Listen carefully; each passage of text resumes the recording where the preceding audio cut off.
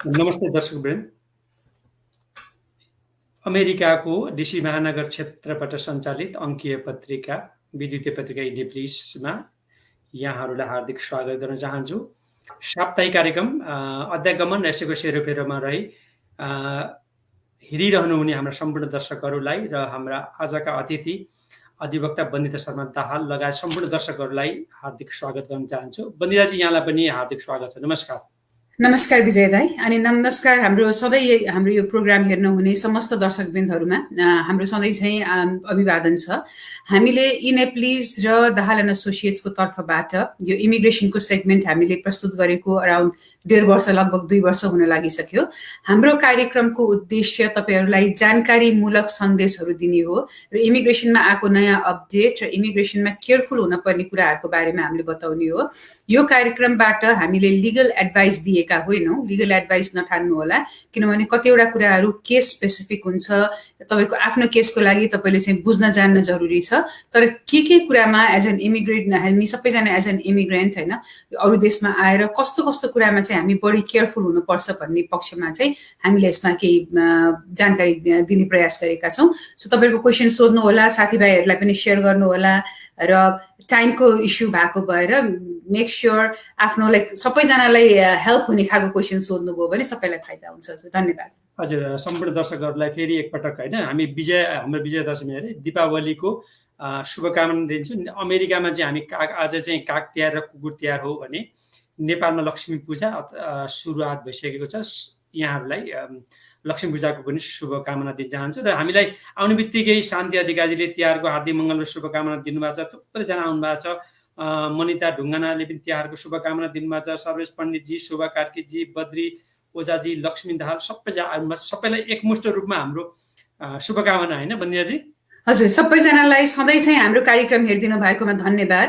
हजुरहरूले पनि चाड पर्व केही नभनिकन जहिले पनि हाम्रो कार्यक्रम हेर्नुहुन्छ, त्यसले गर्दाखेरि हामीमा पनि उत्सुकता आउँछ कुराहरू रिगार्डलेस अफ एनिथिङ आएर हजुरहरूसँग कुरा सेयर गर्नको लागि चाहिँ धन्यवाद छ। हजुर, पहिले एउटा यहाँ चाहिँ अब हामीसँग धेरै प्रश्नहरू छ, त्यसमा अब हामी ढिलो नगरिकन प्रश्नमा जाउँ। एउटा यहाँ हामी क्यालिफोर्नियाबाट आएको छ, अङ्ग्रेजीमा लेख्नु भएको छ, I am working for IT consulting company and I want to start GC processing directly by not going through the H-1B. What are the documents needed to file GC? I'm working as an unpaid internship. So do I need to have income? And how much does company should have a revenue to file GC?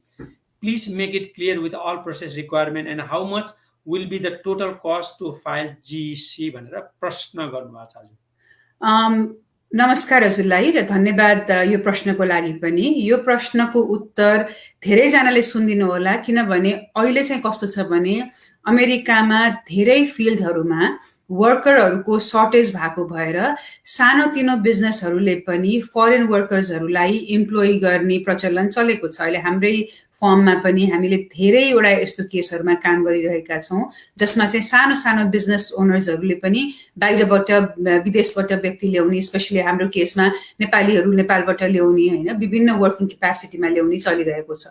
यो प्रोसेसलाई चाहिँ labour सर्टिफिकेसनबाट ल्याउने green कार्डको process हो र यो process सुरु गर्नलाई चाहिने भनेको यो चाहिँ इम्प्लोयर बेस्ड प्रोसेस हो। इम्प्लोयर बेस्डमा चाहिँ EB3 अथवा EB4 स्किल्ड अथवा अनस्किल्ड हुन सक्छ। अब तपाईँको स्पेसिफिक तपाईँको पहिलो कुरा आइडेन्टिफाई गर्नुपर्ने चाहिँ के हो भने, यो मैले अलिकति डिटेलमा भने किनभने धेरैजनालाई फाइदा हुन्छ भनेर यो प्रश्नको चाहिँ पहिलो कुरा चाहिँ के भने तपाईँको कम्पनीलाई के कामको लागि मान्छे चाहिएको छ होइन। सो तपाईँलाई चाहिँ अब भने एज अ प्रोफेसनल चाहिएको छ कि भनौँ न कुनै अब रेस्टुरेन्ट हो भने कुक चाहिएको छ कि सर्भर चाहिएको छ कि IT चाहिएको छ कि त्यो मान्छेको निड त्यो ठाउँमा के छ भन्नु पर्यो। र पहिलो कुरा चाहिँ उनीहरूले डिपार्टमेन्ट अफ लेबरसँग प्रिभेलिङ वेज लिनु पर्यो, यो मान्छेलाई कति पैसा दिँदाखेरि हुन्छ भनेर। सो त्यो स्यालेरी डिफाइन चाहिँ त्यहाँबाट हुन्छ। सपोज तपाईँको अब त्यो कम्पनीले भनौँ न एज एन अकाउन्टेन्ट खोजेको छ भने अकाउन्टेन्टको लागि मेबी 54,000 a year छ भने त्यो कम्पनीले चाहिँ 54,000 a year को प्रफिट गरेको हुनु पर्यो होइन। अनि त्यसमा त्यो अनुसार चाहिँ उनीहरूले लेबर सर्टिफिकेसनको प्रोसेसमा जान्छ, रिक्रुटमेन्टको प्रोसेसमा जान्छ। अनि त्यसपछि गएर उनीहरूले यहाँ कोही व्यक्ति पाएन भने चाहिँ त्यसपछि मैले हेरेँ यता मैले व्यक्ति कोही पनि मान्छे पाउन सकिनँ मेरो निड अनुसारको, त्यही भएको भएर म चाहिँ फरेन वर्करलाई ल्याउन चाहन्छु भनेर लेबर सर्टिफिकेसनको लागि रिक्वेस्ट गर्छ।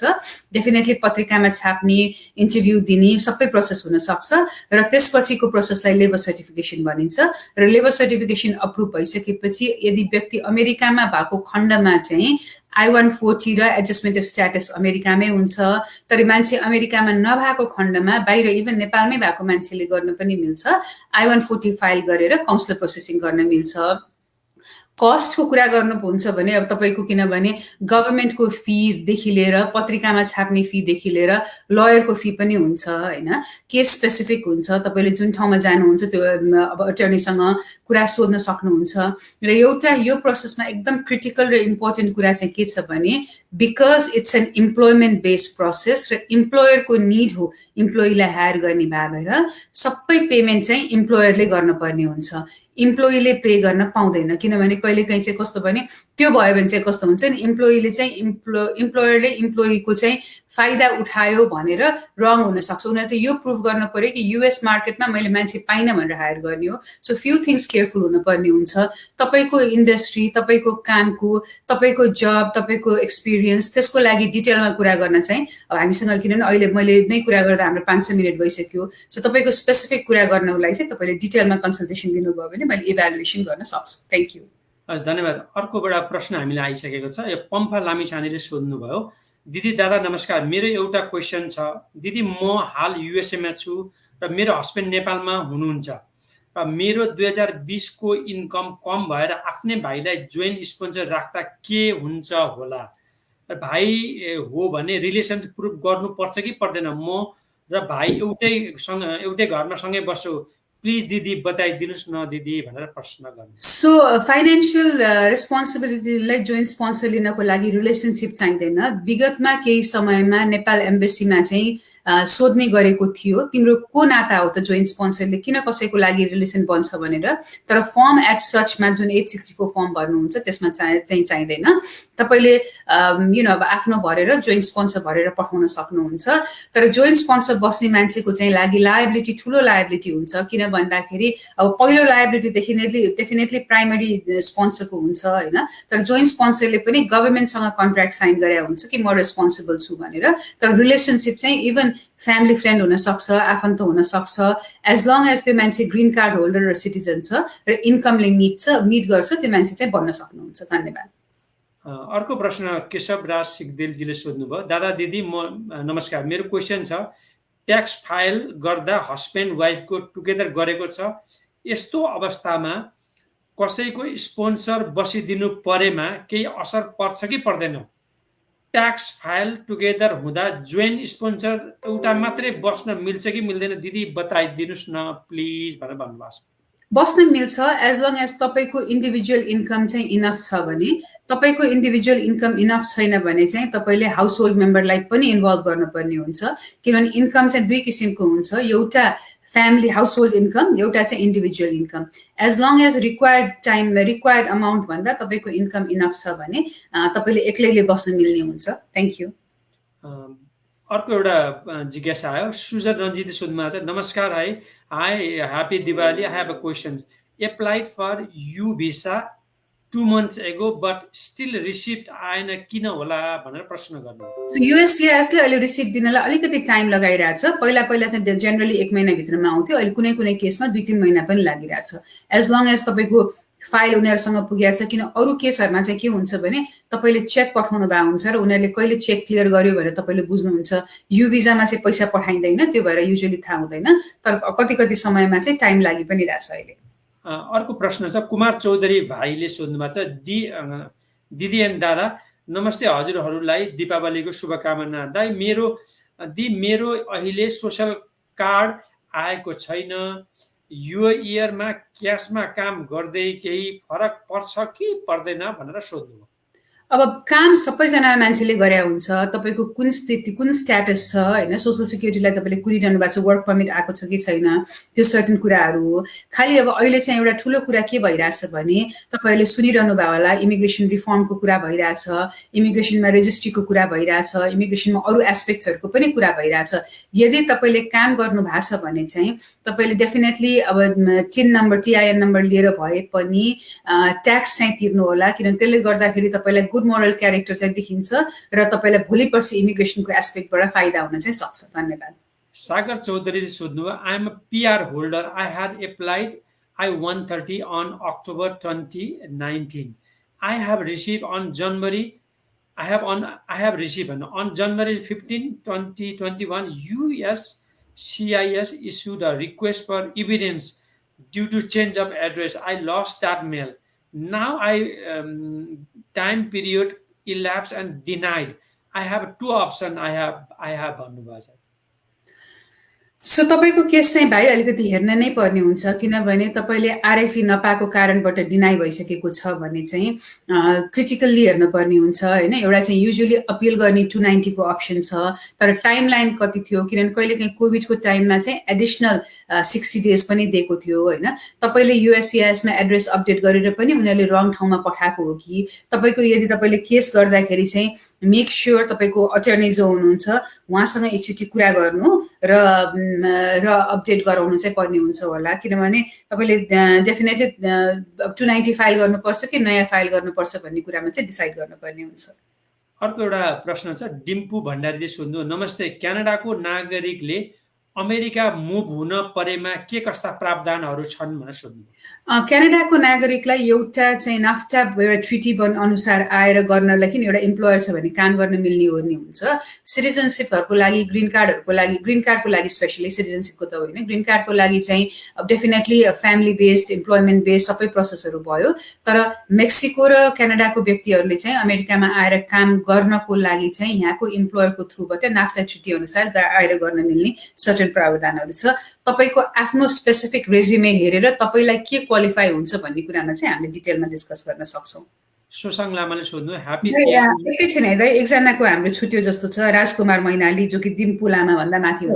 हजुर, माफी छुट्यो, हजुर म पढ्दै भयो नि त। I got my I-140 approved 2 months ago, but I still didn't my welcome letter from NVC. How long does it?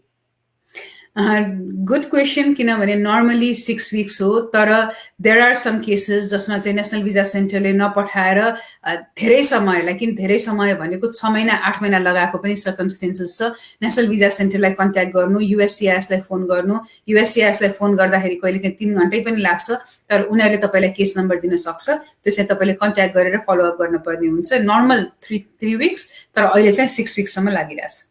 Susang लामाले सोध्नु, happy Tihar ma'am and sir, एउटा कुरा सोध्न जिज्ञासा थियो, नेसनल बेनिफिट सेन्टरबाट ट्राभल डकुमेन्ट र ग्रिन कार्ड एप्लाई गरेको 1 वर्ष भइसक्यो, आज होइन अझै आएको छैन। सो नेपाली पासपोर्टमा नेपाल आउन पाइन्छ कि नै, अनि यस असाइलीको ग्रिन कार्ड र ट्राभल डकुमेन्ट आउन कति टाइम लाग्छ म्याम भनेर सोध्नुभयो। सो अब ट्राभल ग्रिन कार्डको त अहिले धेरै नै समय लागिरहेछ होइन। कतिपय केसमा ग्रिन कार्डको स्पेसली असाइलमबाट आउने ग्रिन कार्डको चाहिँ सर्टेन कुरा लामो समय लागिरहेको थियो विगतमा पनि।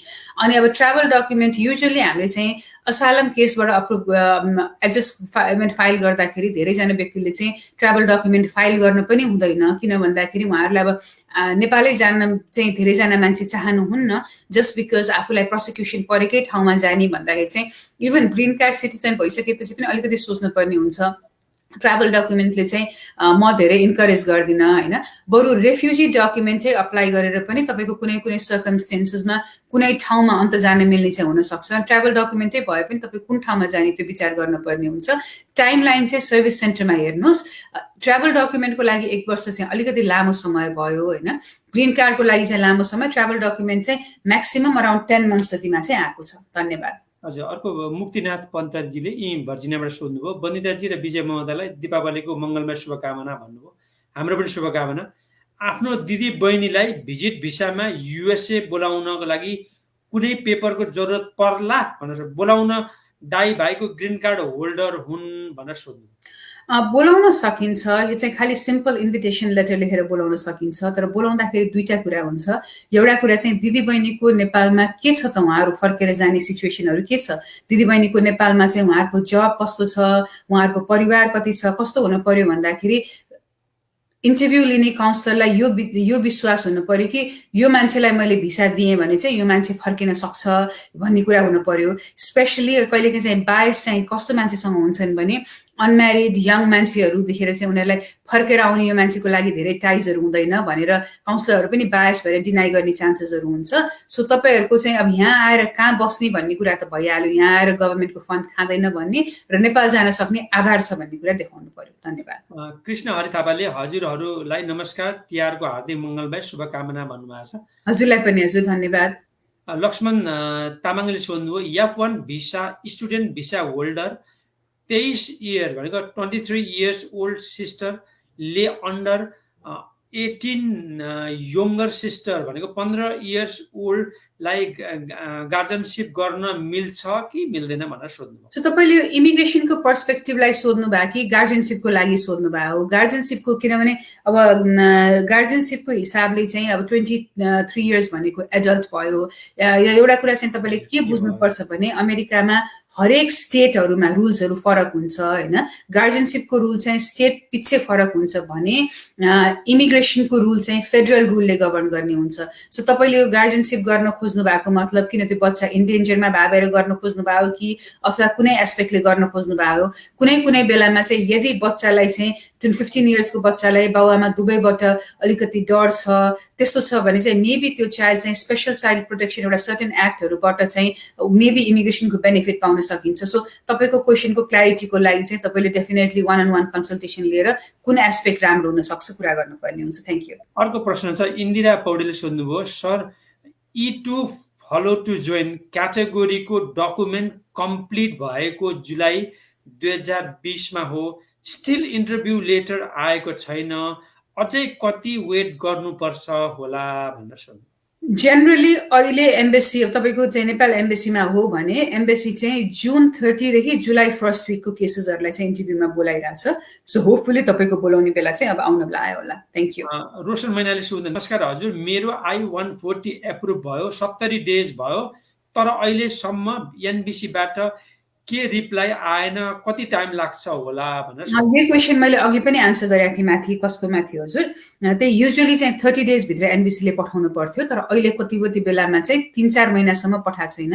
तपाईँले युएससिआरएसलाई फोन गरेर एनबिसीको मलाई इन्भोइस नम्बर चाहियो भनेर गर्न सक्नुहुन्छ। टाइम लाग्छ तर कुरा गर्न सक्नुहुन्छ। अर्को एउटा नगीमा NGIMA लेख्नु, एन शेर्पा लेख्नु भएको छ, मेरो एनबिसीमा सबै पेपर सब्मिट भइसक्यो अस्ति सेप्टेम्बर 21 मा, अब इन्टरभ्यूको डेट कति टाइम लाग्छ, म युरोपबाट नै इन्टरभ्यू दिने हो भन्नुभयो। मलाई अब युरोपको युएस एम्बेसीको मलाई टाइम लाइन थाहा भएन। नेपालको परिप्रेक्ष्यमा किनभने मेरो मेजोरिटी क्लाइन्ट त्यहाँ हुनुभएको भएर त्यहाँ चाहिँ जुलाई कुरा जुलाईको 2020 को केस भइरहेछ। युरोपको पनि म हेर्न सक्छु होइन, मसँग त्यो डाटाहरू छ, तर मलाई अफ ह्यान्ड चाहिँ त्यो याद छ। तर तपाईँको सेप्टेम्बरमा भए भए चाहिँ अझै अलिकति समय बाँकी छ हजुर। हजुर, थुप्रैजनाले हामीलाई तिहारको शुभकामना दिनुभएको छ। पृथ्वी खनालले पनि happy Diwali, any changes currently भन्नुभएको छ। भनेर केही छ त आधा छैन नि होइन। आजको लागि अपडेटहरू धेरै कुराहरू भइरहेछ। चेन्जेसहरू पनि डेफिनेटली अब इमिग्रेसन कोडकोदेखि लिएर धेरै एस्पेक्टमा छ, तर अहिले हामीले त्यो चेन्जेसको कुरा गर्न थाल्यो भने चाहिँ अलिकति डिटेलमा जाने भए भएर हामी क्वेसनलाई नै आन्सर गरिरहेछौँ। Thank you. विष्णु सुवेदीले सोध्नु, I came USA with the DB lottery 2021 in जुन 21 होइन, I have already made a payment for my green card and it has been more than 4 months, but USCIS says that my biometric has not been done, so they will schedule my biometric. But I have done my biometric on US Embassy during my interview. When they will schedule my biometric? भनेर प्रश्न सुन्नु। So युएससिआइएसले चाहिँ तपाईँको biometric चाहिँ नेपाल एम्बेसीबाट गएर आएपछि पनि ल्याएको छैन भन्छ भने कहिलेकाहीँ फिङ्गरप्रिन्ट्सहरू क्लियर नभएको पनि हुनसक्छ होइन। कहिलेकाहीँ पहिला लिइसकेको बायोमेट्रिकहरूलाई युजुअली दोहोऱ्याउँदैन, तर कहिलेकाहीँ प्रिन्टहरू क्लियर भएन भने उनीहरूले चाहिँ they just one make sure कि तपाईँको अरू कुनै क्रिमिनल इस्युजहरू छैन, त्यो कुराको लागि हो। र बायोमेट्रिक उनीहरूले स्केड्युल गर्छु भनेको छ भने यति टाइम भन्ने हुँदैन। अब यो न तपाईँ आएको 4 months भइसक्यो भने पहिला चाहिँ 6 weeksदेखि 9 month भित्रमा चाहिँ मान्छेको ग्रिन कार्ड आउँथ्यो होइन। सो तपाईँले फोन गर्दा उनीहरूले बायोमेट्रिक इस्यु गर्छु भनेको छ भने चाहिँ they will issue it maybe within 2 months of तपाईँको कन्भर्सेसनको बिचमा चाहिँ। हजुर बन्दाजी, यहाँ परिचित घिमिरेजीले नि अघि हामीले जुन तपाईँले 5 मिनटसम्म बोल्नुभयो नि, परिचित घिमिरेजीलाई भाइलाई भन्छु, तपाईँले अघि सोधेको प्रश्नको सबै प्रश्नको उत्तर दिनुभएको छ। तर तपाईँले छोटोमा के लेख्नु भएको छ भने इम्प्लोइजले ओपिटी स्टुडेन्टको जिसी फाइल गर्दा कस्तो हुन्छ प्रोसेस र इन्कम के कस्तो हुनुपर्छ होला डिटेलमा भनिदिनु न भन्नुभयो। अघि भन्नुभएको छ बन्दाजी, यसमा के जोड्न मिल्छ? परिचित भाइ, हाम्रो क्वेसन यो फर्स्ट क्वेसन नै विजय दाइले त्यही राख्नु भएको थियो, एकचोटि हेर्नु होला। मेन कुरा चाहिँ त्यही हो कि इम्प्लोयरको ability to pay, ability and willingness to pay, इम्प्लोइको एजुकेसनल ग्राउन्ड र एक्सपिरियन्स, त्यो दुईवटा कुराहरूले म्याटर गर्छ। सो त्यो एकचोटि अगाडिको प्रोग्राम अगाडिको हेर्नु होला अनि डिटेल्स आएपछि पछि कुरा गर्नु होला। त्यो प्रश्न चाहिँ हामीलाई अहिले महायज्ञभरि पौडेलले पनि शुभकामना दिनुभएको छ होइन। अब यहाँ प्रश्न नभएको हुनाले शुभकामना पढिदिउँ त बन्दियाजी? हुन्छ हजुर। ओन्टारियो केसुबाट ह्याप्पी दिपावली भन्नुभयो। ईश्वरी गौतमजीले पनि उहाँबाट हेर्नुभयो, हाम्रो विराटनगरबाट हेरिरहनु भएको छ। प्रसन्न कायस्त्रले हेरिरहनु भएको छ। म थुप्रैजनालाई खुम थापाले पनि हेरिरहनु भएको छ। नवराज रिमालले पनि हेरिरहनु भएको छ। हरिमाया भट्टराईलाई पनि नमस्कार। मधुसूदनजीलाई पनि नमस्कार। नवराज चालिसलाई नमस्कार। थुप्रै सौरभ मगरजी, श्याम महर्जन, शान्ति थापाजीलाई जान्छु। बन्दाजी एउटा नि यो अघि हामीले भनिहाल्यौँ, हुन्छ फेरि अर्को कसको आयो कि भनेर, ठिक छ। अहिले दुईटा प्रश्न छ है तल हामीले नगरेको, एउटा बिनुजीको छ, दोर्जेजीको आएको होइन, एउटा दोर्जेजी भन्दा माथि बिनुजीको एउटा हामीले पढाएको छैन जस्तो लाग्यो मलाई। हुन्छ बिनु परिचित भन्दा विष्णु सुवेदीको पढेको त, बिनुजीको यहाँ देखिन। बिनुजीको चाहिँ हाम्रो परिचितजीको भन्दा तल ओन्टारियोबाट हेर्नु भएको, त्यसपछि यज्ञहरि पौडेलजीको, त्यसपछि बिनु पुन रामजुलीजीको। मैले चाहिँ देखेँ पढौँ है त यहाँले। नमस्कार, ह्याप्पी दिवाली दुवैजनालाई। डिभी परेको मात्रै हो या नागरिककोले नि युएस अप्लाई गर्न मिल्छ कि नै भिजिटमा? सो मैले त्यो कुरा बुझिनँ। तपाईँले सोध्नु भएको चाहिँ युएस को भिजिटको लागि भनेर सोध्नु भएको छ भने जुनै देशको नागरिकले पनि भिजिट भिजामा त जो पनि आउन मिल्यो नि त। भिजिट भिजा भनेकै टुरिस्ट भिजा हो। डिभी परेपछि त इमिग्रेन्ट भिजा भइहाल्यो त्यो मान्छे, किनभने एज अ ग्रिन कार्ड होल्डरै आयो नि त। हजुर, अब प्रश्न हामी जाउँ है त बहिनी। दोर्जे शेर्पा ठाकटोकले भन्नुभयो happy Tihar and sir and ma'am, मैले मेरो वर्क परमिट 3 महिना अगाडि रिन्यू गरेको थिएँ, अहिलेसम्म आएको छैन। छैन 5 महिना भइ रिन्यू डेट चाहिँ 5/28/2051 आउने। यो मेरो वर्क परमिट 1 वर्षको मात्र दिएको किन होला म्याम भनेर सोध्नुभयो। सो तपाईँको के बेसिसमा थियो वर्क परमिट? युजुअली चाहिँ किनभने असालमहरूको रहेछ भने चाहिँ 2 वर्षको लागि दिएको हुन्थ्यो। एडजस्टमेन्ट अफ स्ट्याटसको पहिला फाइल गरेको छ भने 1 yearको लागि दिएको हुन्थ्यो होइन। अब तपाईँको अहिले चाहिँ वर्क परमिटको एकदमै लामो समय लागिरहेछ। तर एउटा चाहिँ के छ भने तपाईँले यदि रिन्यू गर्नु भएको छ भने 120 days भन्दा बढी लामो समय पेन्डिङ छ भने त्यो आधारमा सर्टेन टाइममा चाहिँ काम गर्न मिल्छ भनेर पनि लेखेको हुन्छ। कहिलेकाहीँ तपाईँको इम्प्लोयरले चाहिँ एम्बेसीमा, लाइक एम्बेसी भन्नु चाहिँ युएससिआइएसमा लेटर लेखेर पनि तपाईँको वर्कको लागि चाहिँ रिक्वायर्ड छ, लाइक छिटो गरिदियो भनेर पनि एक्सपेडाइटको पनि चिठी पर लेख्न सक्नुहुन्छ। धन्यवाद। सुन्दा खड्का खत्रीले सोध्नुभयो नमस्ते म्याम सर, हिजो मेरो हस्बेन्डले एनबिसीमा कल गर्नुभएको, तेरो फाइल हामीले जुलाईमा नै नेपाल एम्बेसीमा पठाएका भन्नुभयो रे र यहाँ नेपाल एम्बेसीमा कल गर्दा एकदम रुडली बोलेर खाए भन्न नै खोज्नुभयो भनेर कसरी थाहा पाउने होला नेपाल एम्बेसी आएको नआएको होला? अनि हिजो मैले पनि गरेको, कहिले रिप्लाई आउला इमेलको एम्बेसीबाट, प्लिज हेल्प मी भन्नुभयो। सो अब एम्बेसीमा पनि अब एम्बेसीको कस्तो हुन्छ त्यो त मलाई थाहा भएन होइन, किनभने उनीहरूको अब टाइमलाइन अनुसार डकुमेन्ट्री क्वालिफाई भइसकेपछि पनि उताबाट लाइक अब एनबिसीले नेसनल भिजा सेन्टरले चाहिँ डकुमेन्ट्री क्वालिफाई भइसकेपछि पनि कतिपय अवस्थामा चाहिँ केस रोकेर राखेको हुन्छ एम्बेसीलाई पठाउनुभन्दा अगाडि, किन एम्बेसी रेडी भएपछि मात्रै पठाउने गरेको हुन्छ होइन।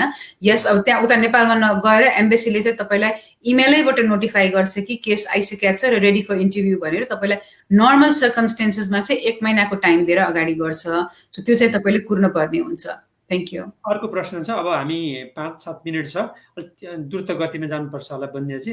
तामा गङ्गो सोनुले भन्नु, hello sir ma'am, good evening. मैले पिटिसनको remove condition on residence form I-751 green card expire हुनुभन्दा 90 दिन अगाडि एप्लाई गर्दा रिजेक्ट गर्न कतिको चान्स हुन्छ भनेर सोध्नु। त्यो पर्टिकुलर फर्म तपाईँ चाहिँ एज अ स्पाउससँग सँगै गर्नुपर्ने हुन्छ नर्मल सर्कमस्टेन्सेसमा। कुनै सर्कमस्टेन्सेसमा यदि डिभोर्स भइसकेको छ भने चाहिँ डिभोर्सको वेभर, अथवा कुनै सर्कमस्टेन्सेसमा चाहिँ यदि डोमेस्टिक भाइलेन्सको पार्टहरू पनि छ भने त्यो पनि गर्न सक्ने हुन्छ। रिजेक्सन र डिनायल भनेको फरक कुरा हो। यदि कुनै पनि फर्म रिजेक्ट हुन्छ भने फर्म तपाईँहरूले भर्दाखेरि कुनै कुरा नमिलेको खण्डमा त्रुटि भएर रिजेक्ट हुन्छ, तर रिजेक्ट भयो भने सबै चिज फर्काइदिन्छ र तपाईँले रिअप्लाई गर्न मिल्छ, एटलिस्ट तपाईँले अटेम्प्ट गर्नुभयो भन्ने हुन्छ। डिनायल गर्नु अगाडि उनीहरूले डेफिनेटली तपाईँलाई चाहिँ सोध्छ, रिक्वेस्ट फर एभिडेन्स दिन्छ, कुनै अपर्च्युनिटी मौका दिन्छ, अनि मात्रै तपाईँलाई अगाडि गर्न दिन्छ। So as long as possible राम्रो डकुमेन्टेसनहरू हालेर पठाउनु, सो ताकि रिजेक्ट हुने चान्सेसहरू कम होस्। शेर्पाजीले सोध्नुभयो, युरोप पासपोर्ट लिएर पनि युएसए पासपोर्टको लिँदा केही समस्या हुन्छ कि हुँदैन? किनभने मेरो युरोपियन पासपोर्ट अनि मेरो बुढीको युएसए पासपोर्ट छ, म बुढीको थ्रुबाट युएसए को पासपोर्ट पनि लिन लाको भनेर सोध्नु। सो युएसलाई चाहिँ तपाईँ डुअल सिटिजन भएर कुनै पनि मतलब छैन। युएसको चाहिँ धेरै मान्छेहरू, मलाई युरोपको मलाई थाहा भएन किनभने म युरोपमा इमिग्रेसन ल प्र्याक्टिस गर्ने होइन। एज एन अमेरिकामा चाहिँ तपाईँ डुअल सिटिजन भएर अमेरिकालाई इस्यु छैन। तपाईँले जति पनि धेरै मान्छेहरू छन् दुईटा कन्ट्रीको पासपोर्ट लिएर बस्न ओपनली नै बस्न सक्ने सर्कमस्टेन्सेस छ। सो युएसलाई त्यसले केही पनि प्रब्लम हुँदैन। युरोपको परिप्रेक्ष्यमा चाहिँ डेफिनेटली कन्ट्याक्ट उताको कुनै इमिग्रेसन एटर्नीसँग पनि कन्ट्याक्ट गर्नु होला। धन्यवाद। अर्को पबी कार्कीले सोध्नु, I have applied for my travel document and I'm in July 6 and जुलाईमा हैन, I haven't come yet, when will come, please tell me भनेर सोध्नुभयो।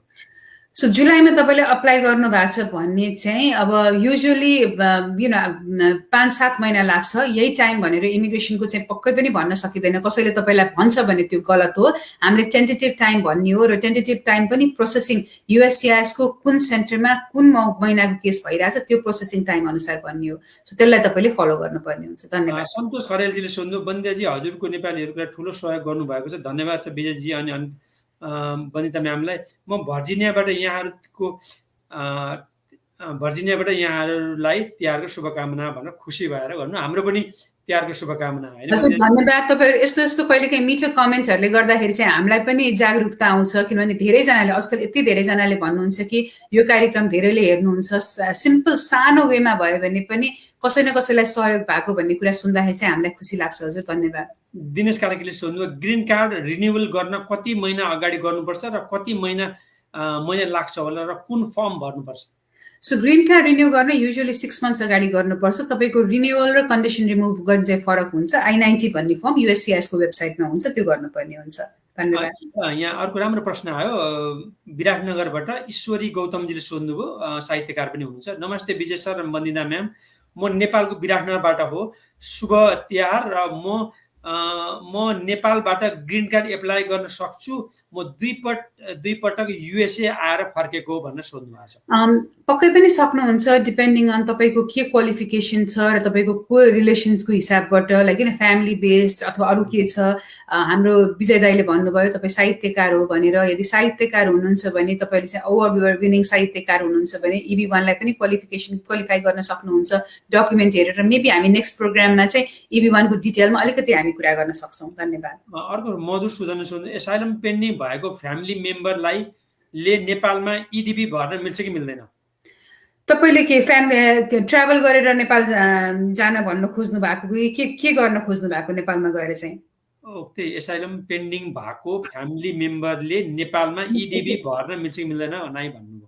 ए डिभी फर्म भर्नलाई फ्यामिली मेम्बरले, सो तपाईँको अमेरिकामा कोही छ र नेपालको परिवार मेम्बरले चाहिँ यस पक्कै पनि भर्न मिल्छ। उहाँहरू त आएर उहाँहरूलाई डिभी पढेर आउनुभयो भने दे क्यान कम, उहाँले भर्न मिल्छ। प्रेम राउतले सोध्नु, सर म्याम नमस्कार, W2 फर्म मात्रै भए हुन्छ कि ट्याक्स ट्रान्सक्रिप्ट पनि चाहिन्छ एनबिसीमा डकुमेन्ट सबमिट गर्नको लागि भन्नु? ट्याक्स ट्रान्सक्रिप्ट पनि चाहिन्छ, ट्याक्सको फाइल गरेको डकुमेन्ट चाहिन्छ। W2 चाहिँ तपाईँको इन्कमको प्रुफ हो भने ट्याक्स रिटर्न अथवा ट्रान्सक्रिप्ट चाहिँ तपाईँले कति तिर्नुभयो भन्ने कुराको प्रुफ हो। बन्ध्या चाहिँ लक्ष्मण तामाङले के सोध्नुभयो भने मेरो अघिको क्वेसन चाहिँ इमिग्रेसनको पर्सपेक्टिभबाट सोध्न खोजेको थिएँ। हाई स्कुल पढ्ने 15 इयर्सको बहिनीलाई त्यही 23 इयर्सको दिदीले स्पोन्सर गर्न सक्छ कि नाइ भन्ने प्रश्न हो, क्लियर गरिदिनु भए आभारी हुने थिए। मैले त्यो प्रश्नको अहिले क्वेसन आन्सर गर्न मैले किन चाहिनँ भन्दाखेरि इमिग्रेसनको पर्सपेक्टिभले तपाईँले भन्नुभयो 23 इयर्सको दिदी नै पनि F1 भिजामा भएको भनेर तपाईँले भन्नुभयो होइन। या 16 इयर्स भन्दा अन्डरको बच्चालाई चाहिँ गार्जियनसिप राखेर को पनि बस्न मिल्ने हुन्छ, तर त्यो इमिग्रेसन रिलेटेड होइन कि। त्यो चाहिँ के हो भने गार्जियनसिपको रुल्सहरू नै फरक हुन्छ। इमिग्रेसन भने चाहिँ भिजा स्पोन्सर गर्ने रुलहरू हुन्छ।